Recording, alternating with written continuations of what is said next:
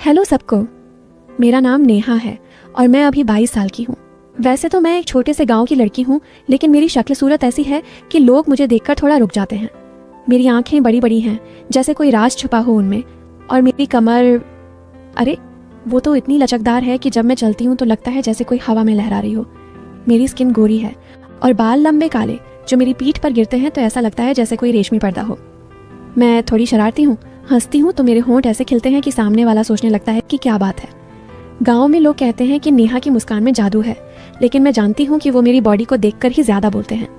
मेरी छाती थोड़ी भरी हुई है जो मेरी कुर्ती में से झांकती रहती है, और जब मैं काम करती हूँ तो वो हिलती डुलती है जिससे लड़के थोड़ा घूरते हैं। लेकिन मैं क्या करूँ, ये तो कुदरत की देन है ना। मैं सोचती हूँ कि अगर कोई मुझे छू ले तो कैसा लगेगा, लेकिन अभी तक तो बस सोच ही रही हूँ। चलो अब मैं अपनी कहानी सुनाती हूँ, जो मेरी जिंदगी की सच्ची घटना है। तो बात शुरू होती है मेरे गांव से। हमारा गांव छोटा सा है, नाम है हरिपुर। यहाँ घर बड़े बड़े नहीं, लेकिन लोग दिल के साफ हैं। मैं अपने माँ बाप की इकलौती लड़की हूँ। पापा खेती करते हैं और माँ घर संभालती हैं। मैं कॉलेज जाती हूँ पास के शहर में बस से। रोज सुबह उठती हूँ, नहाती हूँ और तैयार होती हूँ। नहाने के समय मैं खुद को आईने में देखती हूँ। मेरी बॉडी पर पानी की बूंदें गिरती हैं तो ऐसा लगता है जैसे कोई मोती बिखरे हों। मैं सोचती हूँ कि अगर कोई लड़का मुझे ऐसे देख ले तो क्या होगा, लेकिन घर में तो कोई नहीं है ऐसा। खैर, एक दिन की बात है, मैं कॉलेज से लौट रही थी। बस में भीड़ थी, लेकिन मैं खिड़की वाली सीट पर बैठी थी। अचानक बस रुकी और एक लड़का चढ़ा। उसका नाम था विक्रम। वो हमारे गांव का ही था, लेकिन शहर में नौकरी करता था। विक्रम लंबा चौड़ा था। उसकी मसल्स ऐसे उभरी हुई थीं कि शर्ट से बाहर आने को तैयार। वो मेरे पास आकर खड़ा हो गया और बस झटके से चली तो वो थोड़ा मेरी तरफ झुक गया।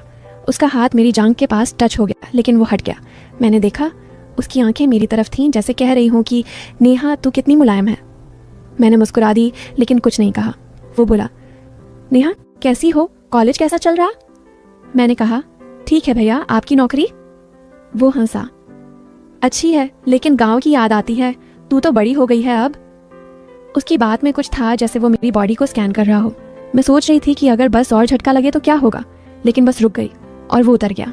घर आकर मैंने सोचा, विक्रम थोड़ा अलग लग रहा था। उसकी आंखों में वो चमक थी जो लड़के तब दिखाते हैं जब कुछ और सोचते हैं। अगले दिन सुबह मैं फिर बस में थी। विक्रम फिर चढ़ा। इस बार वो मेरे बगल में बैठ गया। सीट खाली थी। वो बोला, नेहा तू रोज ऐसे ही जाती है? मैं भी रोज इसी बस से जाता हूँ अब। मैंने कहा, हाँ अच्छा है, साथ में सफर होगा। वो हंसा और उसका हाथ मेरी सीट के हैंडल पर था जो मेरी कमर के पास था। बस चल रही थी और रोड खराब था तो झटके लग रहे थे। हर झटके में उसका हाथ थोड़ा मेरी तरफ आता। मैंने महसूस किया कि उसकी उंगलियां मेरी कुर्ती को छू रही थीं, जैसे जानबूझकर। मैं सोच रही थी कि अगर मैं कुछ न कहूँ तो वो और आगे बढ़ेगा क्या, लेकिन मैं चुप रही क्योंकि थोड़ा मज़ा आ रहा था। वो बोला, नेहा तेरी स्किन कितनी सॉफ्ट है, लगता है जैसे मखमल। मैंने पूछा, कैसे पता? वो हंसा, बस यूं ही देखकर लगता है, अगर छू लूँ तो पता चले। मैंने हंस दिया, भैया छूकर क्या करोगे? वो बोला, कुछ नहीं, बस फील करना। मैंने सोचा ये तो थोड़ा बोल्ड है, लेकिन बस रुक गई और मैं उतर गई। घर जाकर मैंने आईने में खुद को देखा। मेरी छाती ऊपर नीचे हो रही थी जैसे एक्साइटमेंट हो। मैं सोच रही थी कि विक्रम के साथ क्या होने वाला है। वो तो लगता है कुछ प्लान कर रहा है। फिर रोज ऐसा होने लगा। विक्रम बस में मेरे पास बैठता और बातें करता। उसकी बातें धीरे धीरे पर्सनल होने लगी। एक दिन बोला, नेहा तेरी कमर कितनी पतली है, लेकिन ऊपर से भरी हुई, लगता है जैसे कोई मूर्ति हो। मैंने कहा, क्या मतलब? वो बोला, मतलब तू परफेक्ट है, अगर मैं तुझे छू लूँ तो शायद ना रुकूं। मैंने शर्मा कर कहा, भैया ऐसी बातें मत करो। लेकिन अंदर से मैं सोच रही थी कि अगर वो छू ले तो कैसा लगेगा। उसकी मसल्स कितनी हार्ड हैं और मेरी बॉडी सॉफ्ट। लेकिन मैंने कुछ नहीं किया। घर में माँ से बात कर रही थी। माँ, विक्रम भैया रोज बस में मिलते हैं। माँ बोली, अच्छा लड़का है, लेकिन ध्यान रखना। मैंने सोचा, माँ को क्या पता मेरे मन में क्या चल रहा है।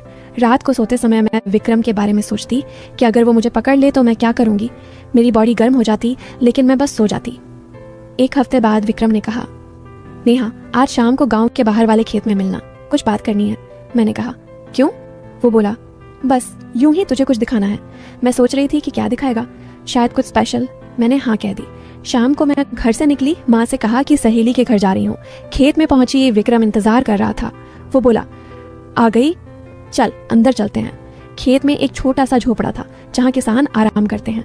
हम अंदर गए। वो बोला, नेहा तू मुझे अच्छी लगती है। मैंने कहा, भैया मैं भी। वो करीब आया। उसका सांस मेरे चेहरे पर लग रहा था। मैं सोच रही थी कि अब वो मुझे छुएगा, मेरी कमर पकड़ेगा या और आगे। उसकी आंखें मेरी छाती पर थीं, जैसे कह रही हों कि इन्हें दबाना है। मैं थोड़ी कांप रही थी लेकिन एक्साइटेड भी। वो बोला, नेहा तेरी बॉडी कितनी हॉट है, लगता है जैसे आग लगी हो। मैंने कहा, कैसे पता? वो बोला, अगर छू लूं तो पता चले। उसका हाथ मेरी कमर की तरफ बढ़ा लेकिन अचानक बाहर से आवाज आई, विक्रम। कोई आ गया था, वो उसका दोस्त था। हम अलग हो गए। मैं घर आ गई लेकिन मन में सस्पेंस था कि अगली बार क्या होगा। अगली शाम फिर मिले। इस बार झोपड़े में कोई नहीं था। विक्रम ने दरवाजा बंद किया। वो बोला, नेहा आज कोई डिस्टर्ब नहीं करेगा। मैंने कहा, क्या करोगे? वो हंसा, जो तू चाहे। वो करीब आया, उसका हाथ मेरे कंधे पर रखा। मैंने महसूस किया कि उसकी उंगलियां धीरे धीरे नीचे सरक रही थीं।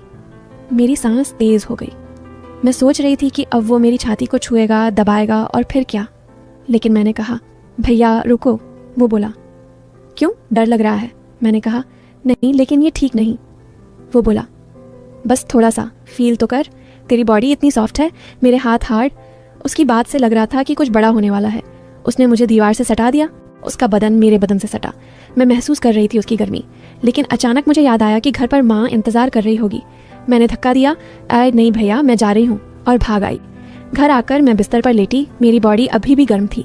मैं सोच रही थी कि अगली बार रोक पाऊंगी क्या। धीरे धीरे दिन बीतते गए। विक्रम से रोज बात होती, बस में, खेत में। एक दिन बोला, नेहा तेरी जांघें कितनी मोटी हैं, लगता है जैसे तकिया, अगर सर रखूं तो नींद आ जाए। मैंने हंसकर कहा, भैया आप भी ना। लेकिन अंदर से सोच रही थी कि अगर वो सर रखे तो क्या होगा, वो और आगे बढ़ेगा क्या। हमारा मिलना बढ़ गया। एक दिन वो मुझे गांव के पीछे वाले तालाब के पास ले गया। वहाँ पानी था लेकिन कोई नहीं था। वो बोला, नेहा पानी में उतरे? मैंने कहा, नहीं, कपड़े गीले हो जाएंगे। वो बोला, तो क्या उतार दें? उसकी बात से लग रहा था कि वो मुझे देखना चाहता है। मैं शर्मा गई लेकिन थोड़ा पानी में पैर डाले। वो मेरे पैर छूने लगा। कितने मुलायम हैं, ऊपर तक छू लूं? मैंने कहा, नहीं। लेकिन वो हंसता रहा। मैं सोच रही थी कि अगर मैं हाँ कह दूं तो वो मेरी जांघों को छुएगा, दबाएगा और फिर क्या। सस्पेंस बढ़ता जा रहा था। फिर एक दिन विक्रम ने कहा, नेहा आज रात मिलना, मेरे घर पर कोई नहीं है। मैं सोच रही थी कि रात में घर पर, ये तो कुछ सीरियस है, क्या है? मैंने हाँ कह दी क्योंकि क्यूरियस थी। रात को चुपके से गई। उसका घर छोटा था लेकिन अंदर साफ। वो बोला, आ बैठ। मैं बिस्तर पर बैठी। वो मेरे पास आया, लाइट कम कर दी। उसका हाथ मेरी कमर पर रखा। मैं कांप रही थी। वो बोला, नेहा आज मैं तुझे दिखाता हूँ कि कितना मजा है। उसने मुझे लिटा दिया, उसका बदन मेरे ऊपर। मैं महसूस कर रही थी उसकी ताकत। उसकी उंगलियां मेरी कुर्ती के बटन की तरफ गईं।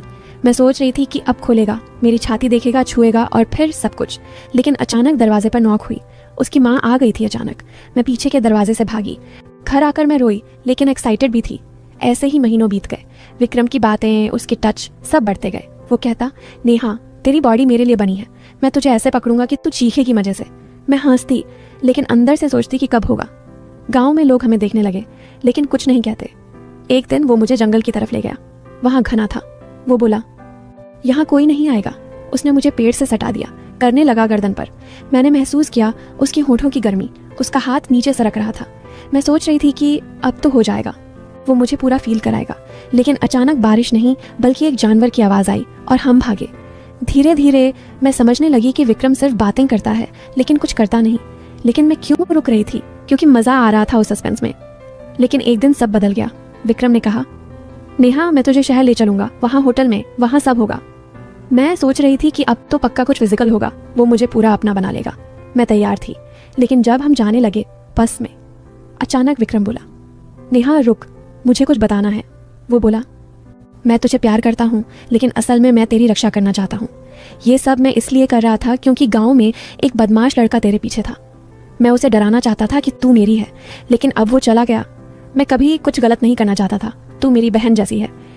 मैं स्तब्ध रह गई। ये ट्विस्ट था, सब एक प्लान था मेरी सुरक्षा के लिए। मैं रोई लेकिन खुश हुई। विक्रम अच्छा इंसान था। हम दोस्त बन गए और गांव में सबने कहा कि नेहा की कहानी अच्छी है। अब मैं खुश हूँ और ये मेरी कहानी है। अरे सुनो, वो जो मैंने सारी कहानी सुनाई ना, विक्रम भैया की बस में टच, खेत में झोपड़ा, रात को घर पर लिटाना, किस करना, बटन खोलने की कोशिश, सब कुछ, वो सारी बातें सच थीं, लेकिन आधी सच। असल में विक्रम भैया मेरे सगे भाई नहीं थे, पर मम्मी पापा ने मुझे हमेशा यही बताया था कि वो दूर के रिश्ते का भाई है। गांव वाले भी यही जानते थे। पर एक दिन ठीक उसी दिन जब हम शहर भागने वाले थे, सब कुछ करने के लिए बस स्टैंड पर खड़े थे, मैंने उसका फ़ोन देख लिया। अनलॉक था। एक मैसेज खुला हुआ था जो किसी लड़की को गया था। बेबी, आज रात नेहा को होटल में ले जा रहा हूँ, उसकी वर्जिनिटी आज टूटेगी, तूने जो दवा दी थी वो पानी में मिला दी है, वो कुछ समझ नहीं पाएगी, फिर तू भी आ जाना, हम तीनों मिलकर मजा लेंगे, वीडियो भी बनाऊंगा, बाद में ब्लैकमेल करके पैसे ऐंठेंगे, ये गाँव की माल हमेशा के लिए हमारी हो जाएगी। मैंने फ़ोन पढ़ा और मेरी सांस रुक गई। मैं चुपके से उसका फ़ोन जेब में डाल दिया और बोली, भैया मुझे पेशाब लगी है, 2 मिनट। वो हंसकर बोला, जल्दी आना, बस आने वाली है। मैं टॉयलेट की तरफ गई पर सीधा बस स्टैंड के बाहर निकली। वहाँ पुलिस चौकी थी। मैं अंदर घुसी और सिपाही अंकल को सारी बात बताई, फ़ोन भी दिखाया। पुलिस ने तुरंत विक्रम को पकड़ लिया। बस में बैठने से पहले ही हथकड़ी लग गई। जब पुलिस ने विक्रम से पूछताछ की तो पता चला वो मेरा भाई वगैरह कुछ नहीं था। दरअसल मैं पैदाइशी नहीं थी उनकी, मुझे 5 साल की उम्र में किडनैप करके लाया गया था। मेरा इधर असली माँ बाप बड़े अमीर थे शहर के, जिनसे फिरौती नहीं मिली तो मुझे गाँव में बेच दिया गया था। विक्रम के घर वालों ने मुझे पाल लिया और सबको बताया कि दूर की रिश्तेदार की बेटी हूँ। विक्रम को जब पता चला कि मेरे असली घर वाले अब भी मुझे ढूंढ रहे हैं और पुलिस के पास मेरा DNA मैच कर गया है, तो उसने प्लान बनाया कि मुझे भगा के, मेरे साथ गलत करके, वीडियो बना के ब्लैकमेल करे ताकि मेरे असली मम्मी पापा से करोड़ों ऐंठ सके। और वो जो सारी प्यार व्यार, छू लूँ, आज सब होगा वाली बातें थीं, वो सब एक्टिंग थी। वो मुझे बहन नहीं माल समझता था। अब विक्रम जेल में है, उम्र कैद मिली है और मैं अपने असली मम्मी पापा के पास हूँ। बड़ा सा घर है, गाड़ियाँ हैं, लेकिन मैं आज भी उस गाँव की नेहा हूँ। बस अब मुझे कोई भैया कहकर छूने की हिम्मत नहीं कर सकता। तो जो लोग सोच रहे थे कि कहानी में कुछ होने वाला था, हाँ हुआ था, लेकिन विक्रम के साथ, जेल में। बाकी सबको ये कहानी अच्छी लगेगी क्योंकि आखिर में जीती तो सच्चाई और मैं। बस पूरी कहानी खत्म। अरे हाँ, भूल ही गई थी। तो सुनो सब लोग, अगर ये कहानी तुम्हें पसंद आई, तुम्हारा दिल धक धक किया, कभी लगा कि अब तो कुछ हो जाएगा, और फिर लास्ट में जो ट्विस्ट पड़ा ना,